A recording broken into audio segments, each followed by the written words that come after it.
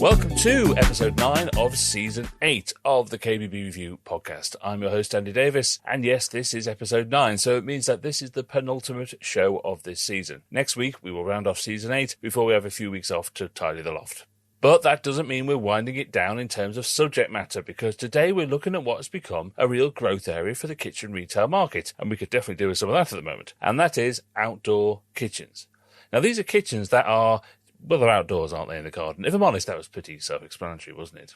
They've shot up in popularity since we all took a new interest in the totality of our home during lockdown, and customers with a few bob are looking to utilise their outdoor space as much as indoors when it comes to entertaining and cooking. So my KBB Review colleague Chris Frankland has been talking to two retailers who are already doing it to great success. We've got old friend of the show, Richard Hibbert from KSL in Sudbury, and we've got Richard Kingston from Bell of Northampton. So you've got two Richards for the price of one, and I promise this is packed full of top tips and advice for anyone looking at a bit of natural diversification in this way.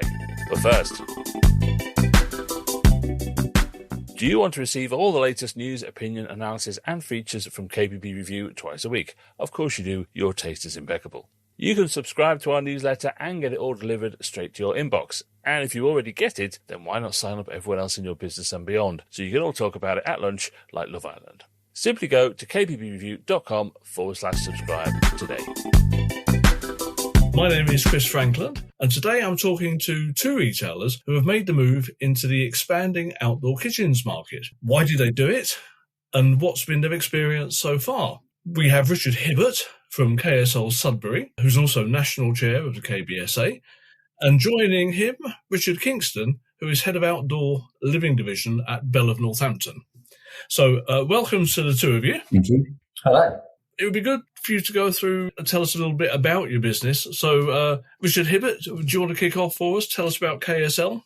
So we're based in Sudbury and Suffolk. We've got a 34-year-old family business that Dad started in 1989, started in kitchens and gently expanded from there. We added bathrooms and added bedrooms and had a move in between. Sort of 18 months ago, we added the outdoor kitchen side. Okay, and so Richard Kay, tell us about Bell of Northampton, which I know is a many-faceted KBB business, isn't it? It is, yes. It's a long-standing retailer. We're currently celebrating our 125th anniversary this year. We've evolved much over the years. We used to be a manufacturer as well, but we're predominantly and only a retailer now. We cater for kitchens, bathrooms, fireplaces, flooring and outdoor living, and have a long-standing colour shop as well, which is where sort of the outdoor living department's really stemmed from. Been doing gas since the 1950s and evolved the gas to fuels and also gas grills and charcoal barbecues and subsequently into outdoor kitchens as well. So, yeah, we cater for all manner of outdoor living product.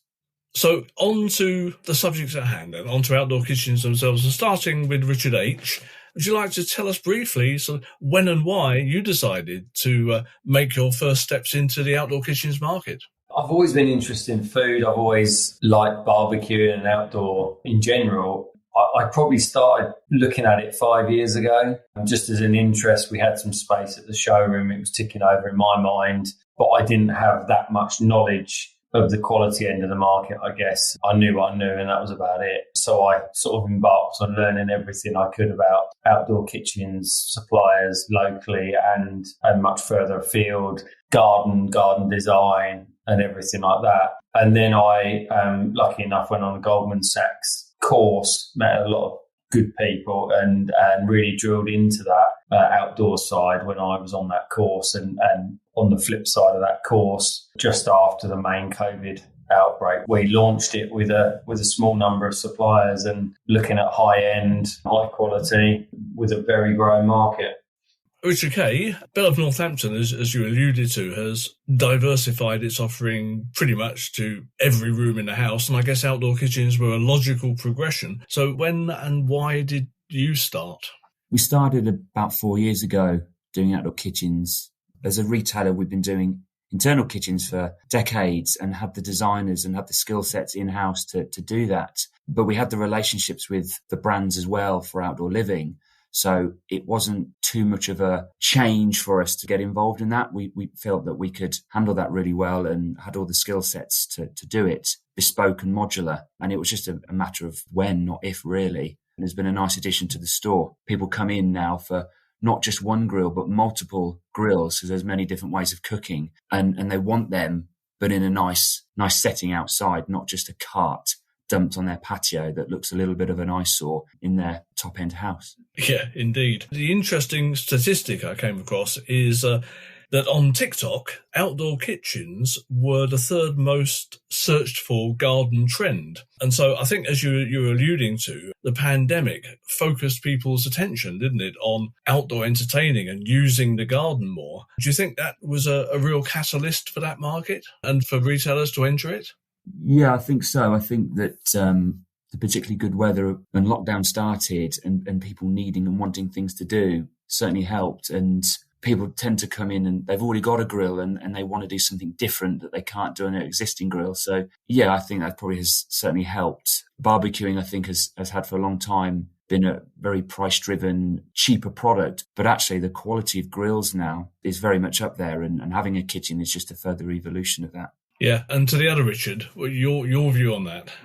Yeah, and I think other sectors have seen the UK as an option as well. There's a lot more European suppliers coming in properly, and as the UK, we always have to have things slightly different. So obviously our gas certification is slightly different. So it was a bit of a leap for them to do it before. Now they're seeing good traction.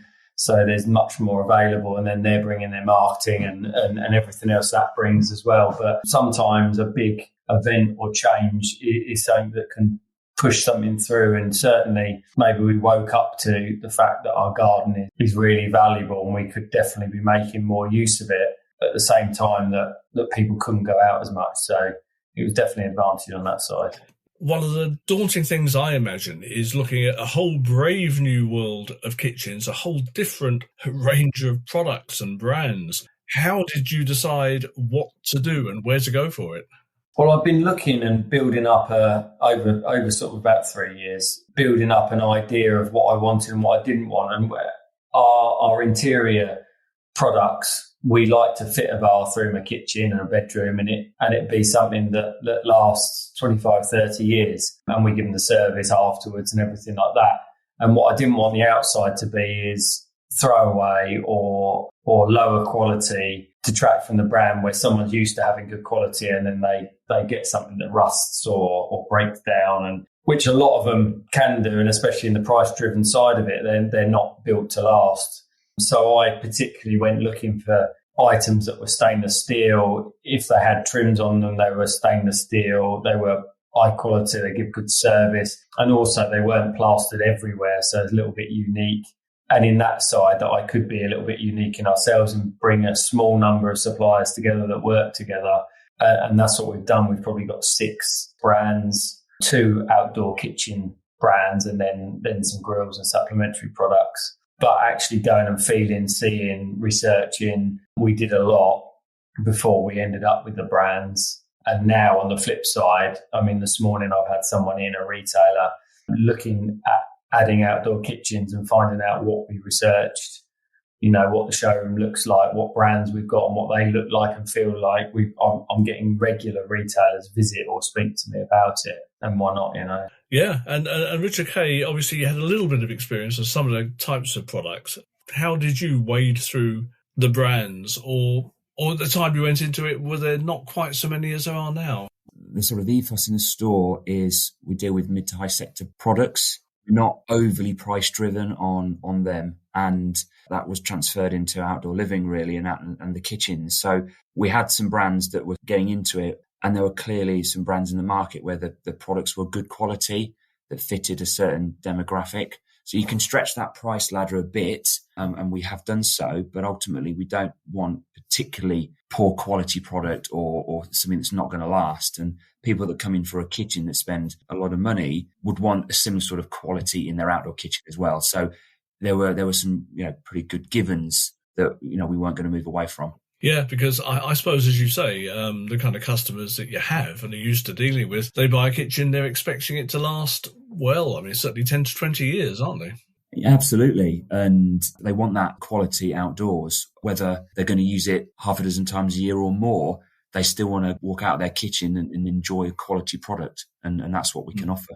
It kind of strikes me that the real differentiator for retailers like yourselves is you're not just selling a barbecue or something, as you say, that you just plonk down on the patio. You're selling a proper outdoor kitchen, needs to be designed and configured, something above and beyond what the sheds are offering. Was that the key behind your approach at Richard H?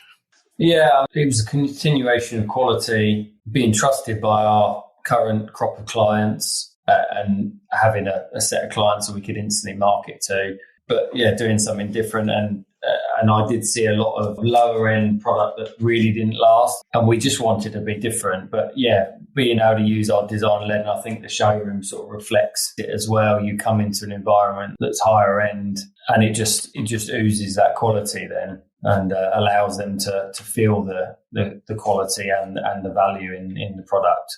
Do you feel the same, Richard K? Yeah, I think customers are led by retailers on what is good quality and what not. So they expect for us to tell them that actually this is a good product and the reasons why. I think that our reputation of being such a long-standing retailer helps support that. I mean, you both already mentioned design. What were the challenges when it came to designing a kitchen for the outdoors as opposed to the usual indoor kitchen? Richard H?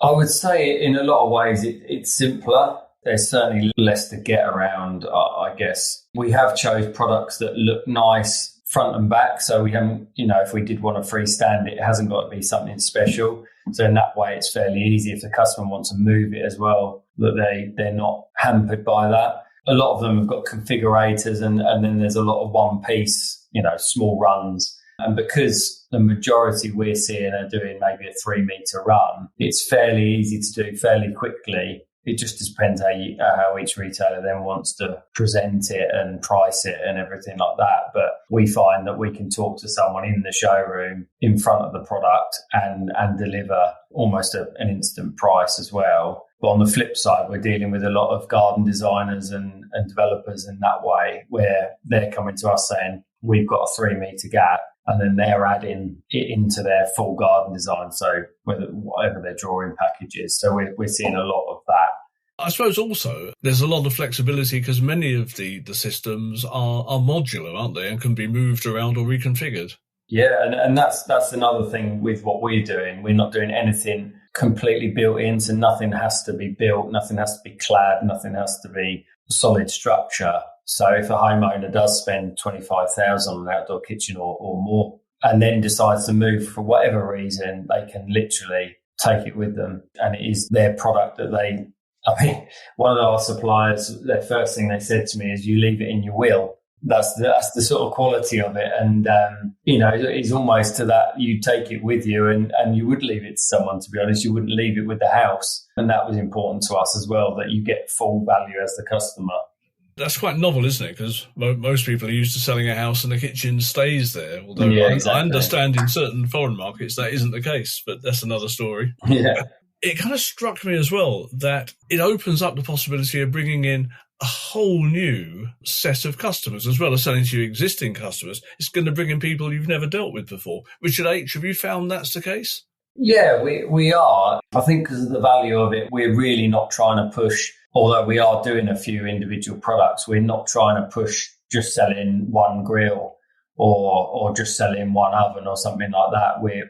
We're aiming at outdoor kitchens in total. So we're not trying to market those smaller projects, but we're certainly seeing people that maybe even aren't as interested in their indoor kitchen and are spending it on the outdoor. And interestingly, we're having people come in the showroom for an indoor kitchen asking for less in their indoor kitchen because they do a lot of outdoor cooking. And that's been an interesting step change to see how much outdoor kitchens has grown and changed in the clientele, is that they're actually asking for less ovens in their indoor kitchen because they do a lot of outdoor cooking. An awful lot of kitchens these days, open plan in larger houses, especially where there have been extensions, have kitchens that go out with level access to a patio area anyway, don't they? Yeah, definitely. It's becoming indoor-outdoor for sure. Some want to replicate what's indoors and outdoors, and that's possible. But yeah, those indoor-outdoor areas and being flexible in the garden of moving stuff we've got some stuff on wheels, and we've had customers who've had new builds, and one section is covered and sort of sheltered, and they use that in the winter for cooking. And then it goes to the main patio area in the summer months. It's definitely very interesting. I mean, the one thing that strikes me is what many retailers may see as a stumbling block is being able to display outdoor kitchens in a way that does them justice. Richard H., how have you approached that? We're quite lucky because we moved our warehouse next door and added a bedroom showroom. We sort of had a quarter of that space with its own entrance to an outdoor area already there that we're using for displays when displays came in and things. And so we could steal that area, and it was quite easy to replicate like an indoor-outdoor area. Apart from that, I mean, there is a lot of retailers that haven't got either the outdoor space or the space inside to do it. It is also quite an expensive startup, depending on what you do, because generally speaking, the products you're buying are not the same display rates that you get on your indoor product. And because it's modular, you're taking it in and you can sell it at the end. It does take a bit of finance to put behind it. And if you want to take on certain grills, sometimes there's a stock element that you need to take on. You need the space, but you also need a bit of a pocket you put your hand into regularly and a bit of time, because it is a step change from your original product. Yeah, and I suppose if people only have an indoor space, it will cost a little bit if you intend to try and actually make that look like an outdoor space with the addition of, I don't know, maybe some AstroTurf and things like that. Yeah, certainly. We've sort of added micro cement and slat walling, slat fencing, green walls, and things like that, and built an indoor pergola as such. There is plans afoot to have an external pergola and a bit more planting in the garden and stepping it up that way. But yeah, I'd certainly say if you're new, don't have too many suppliers, don't stretch yourself too thin, and make it look right, but do it steady. So initially at Bell, the displays have been indoor, but you are going to get some outdoor displays. Yeah, that's right. We've got 2 indoor at the minute that have done well and look really good and have been refreshed this year. And plan is that we'll do more demos outdoors, of course, next year and actually have a further kitchen out there to demo from and gives people a sense of how they may or may not weather. You know, the quality of them, will last, but people want to see that and see that it's been outside for 1 or 2 years and feel confident that it will remain in good condition. Another topic that crops up whenever retailers are thinking about this is installation. And I remember talking to one outdoor kitchen manufacturer saying that one of the main benefits is it's a much quicker and easier install. Richard H., have you found that to be the case? Yeah, I mean, being modular and the kit we have, the one thing is it's a lot heavier. So you have to be careful on that side. I mean, we've got a tail lift on our vehicles and things like that. One of our suppliers does do a white glove service, and we would tend to use that if we were doing it ourselves, just because they take all the hassle. They can lift it in, they can fit it, and they know exactly what they're doing. So we do take advantage of that. And also with the developers and garden designers, they've got landscapers, and even when we've offered the white glove service, they've said, no, they do it themselves. So it's been very little from our side, but to be honest, it is fairly straightforward. And you've got the beauty that you're not scribing it all in. So if someone goes, well, actually, I want to move it a metre, it's not the end of the world generally. No, and I guess from what you're saying as well, you feel you're kind of safer to leave it in the hands of a landscaper or a garden architect to do that than you wouldn't really want someone installing your indoor kitchens in that way, would you?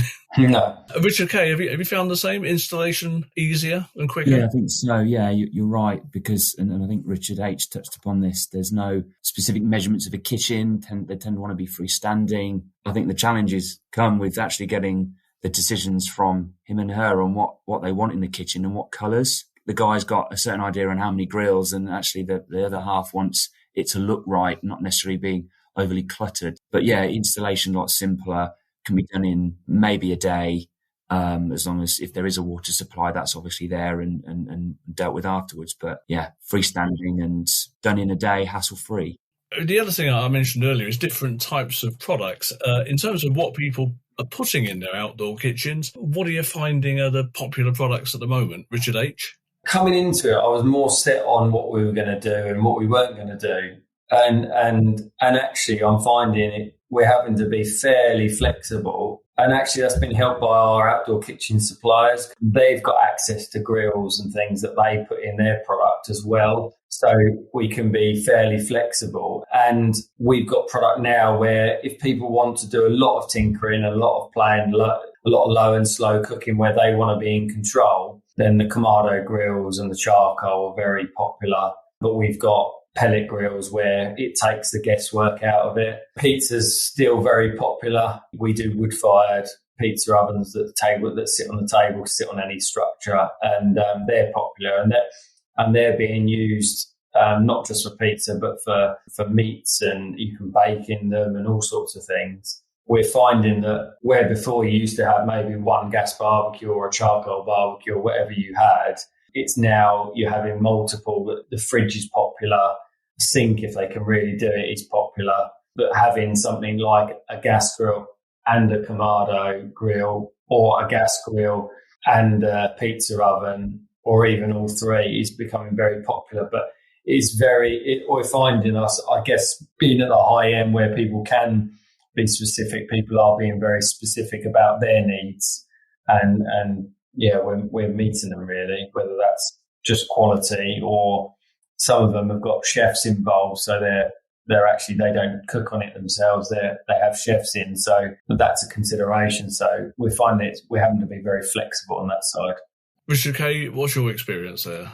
I think people tend to want, gas grill is the centerpiece or the core to their kitchen. That's a given. And then charcoal grill is very close to it. But the pizza oven is a massive one as well that Richard H. has touched upon. You got the versatility with that, and you can certainly entertain with people with that particular product. Whereas with a gas and charcoal, you cook on it, you close the lid, it does its job, does its magic, and then produces quality food at the end. Whereas with a pizza oven, you've got families, partners, children that all love to see the flame and see their pizza cooking and get that spectacle as you're using your kitchen. A good variety of products is certainly why people end up going into the kitchens, because that's the point of it. Yeah. Would you say, both of you, that this is an area very much worthwhile looking at for retailers who aren't in it at the moment? Yeah, and I think the established ones with a bit behind them. I think if you're a new business, you've just started kitchens, then you certainly need to focus on your one thing. We've built up gently over the years and added product, but like I say, you need a bit of time. You need to do your due diligence properly. You need a bit of space. It needs to be done properly, and you need a bit of cash behind you to do it. And just start slow and build up. I said to someone the other day, I think it's a 3-year project to really get it going properly. And then by that year 3, you're then thinking about specific staff for us, maybe on outdoor or training other staff involved in it. So I think you need a bit of a plan. You need to do it properly, and you need a bit of money. So I think an established business but it is on the flip side, it can be very lucrative as well. Richard K., what would your advice be? Yeah, I think Richard H. sits upon a good point. It's a 3-year project because we introduced it 4 years ago and have just changed and learned a lot from our first display about what people want and don't want. So I think that's a really, really valid point. Don't just go in and think to have everything, because it's not going to work like that. The specialists, the people, the designers that you'll have to support the customers, the training in that is really key, because there are lots to consider about how a customer wants to cook. So you've got to get that right. We're down the line and are still learning, and it's expensive to put the displays on and get them done right properly the first time. Being merchandised very well is super important. Thank you both for your time, and it's been very interesting talking to you about outdoor kitchens. Clearly, it's an area that some retailers need to consider. Once again, thank you very much for your time. Thanks for having me. Thank you. Thanks. That was KBB Review's Chris Frankland talking to Richards, Hibbert and Kingston. Huge thank you to them for their time. There's loads of opportunity there, isn't there? Especially if you have access to some outdoor space in your showroom, I think. I know retailers have also had stands at local outdoor country fairs and things like that when they're doing this, which is a great opportunity to land some solid leads, I think, especially if it's a sunny day. Don't forget to subscribe to the KBB Review newsletter or encourage everyone in your business to do the same. Simply go to kbbreview.com/subscribe. I'll see you next time for the last episode of Season 8.